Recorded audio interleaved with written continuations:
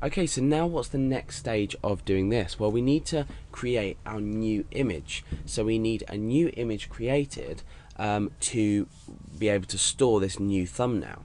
So I'm going to say new underscore image, and this is going to equal image create true color. All this function is doing is creating a new image with a true type color to it. That's important because we obviously want to maintain quality when we're creating a new image. So now we need to specify the width and the height. Now obviously we've already got the width and the height here sorted out, our new width and our new height. So we say new width and new height. Done. Okay, so now what we need to do is we need to load in our original image as a JPEG image in order to use the function we're going to use next is image copy resized. So we need to load in our original image. So I'm just going to write image, or let's call it JPEG so we don't get messed up with this thing here, this variable here. So I'm going to say JPEG, or you could say old image. Old image equals and the function we're using is image create from JPEG. So image create from JPEG image. So we've specified our image in here, which is the value we're passing through get through our URL, and we're creating a new image from this. So now we have the original image and we have the new image. So now what we can do is use a function called image copy resized, and what this is going to do is it's going to resize our image down with very specific parameters in. So this function, like with most GD library functions in this sense, takes a lot of parameters. So let's go through and we'll explain each one as carefully. I'll explain each one as carefully as I can. So the function is image copy resized, okay, and this function takes 10 parameters. So we've got 10 parameters to put in here, 4 of which are the destination of x and y the x and y placement of the destination image and the x and y placement of the source image. We don't need to worry about these. This is parameters 3 to 6, so we don't need to worry about these.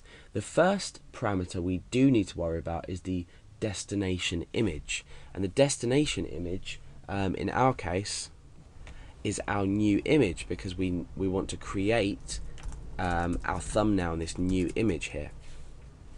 The second parameter is the old image, so that's fine. This is why I've named the variables how they are, because we can see now what we're doing.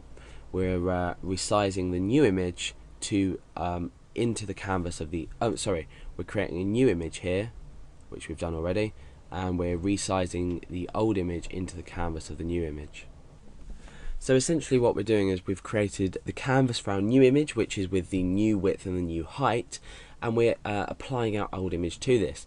Now obviously this isn't enough parameters. We need to specify things like the height and the width of the new and the old image, so we need to scale it down appropriately, because what we're not doing is performing a command which is actually going to resize the image itself. As the function is named, we're image copy resize, so we're copying the old image to the new image, but just with different width and height. So the next 3 parameters, like I said, the 4 parameters are the destination x, destination y, source x and source y.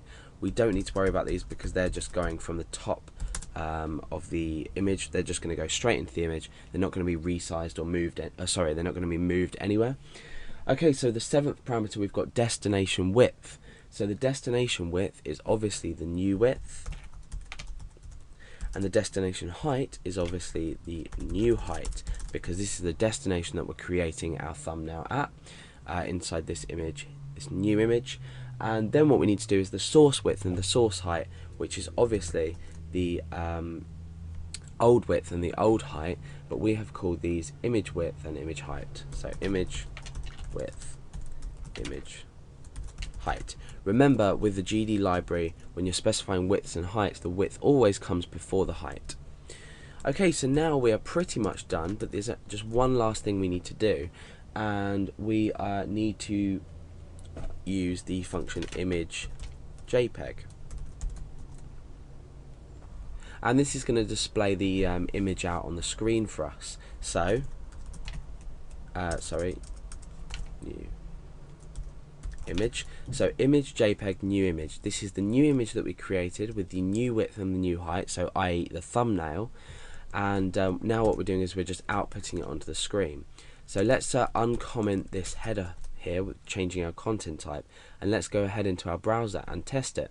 So fingers crossed. Okay, great. So what we've done here is we've returned the image with the scaled down height and width, and you can see that it's maintained its aspect ratio. It hasn't been distorted or elongated or stretched widthways or anything like that.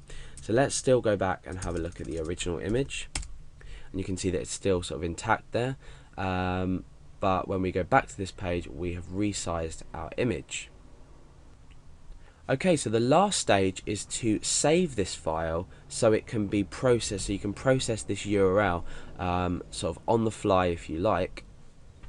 So what we want to do is we want to save the file itself. So we just simply add a comma onto the inner parameters of this function, this image JPEG function, and we just specify a file name. So the file name I'm going to choose is the original image name, which is image, and then I'm going to append on and I'm going to say .thumb.jpg. So this is going to be phone.jpg and this is going to be .thumb.jpg. So it's going to create a new JPEG image. Remember, the .jpg at the end is really important because then it's a recognizable extension. So let's go ahead and run this page. Let's refresh. Okay, so now what's happened is we've taken this phone.jpg, we've processed it through, we've resized it, but then we've saved it as phone.jpg.thumb.jpg.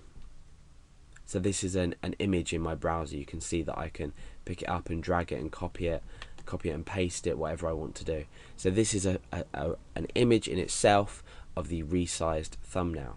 So now you can see how useful this function could be. I wouldn't recommend calling it index.php. Call it something like generate thumbnail.php, and then you can simply run an image through using this get variable, and then you can process the image and output it to a file name of your choice.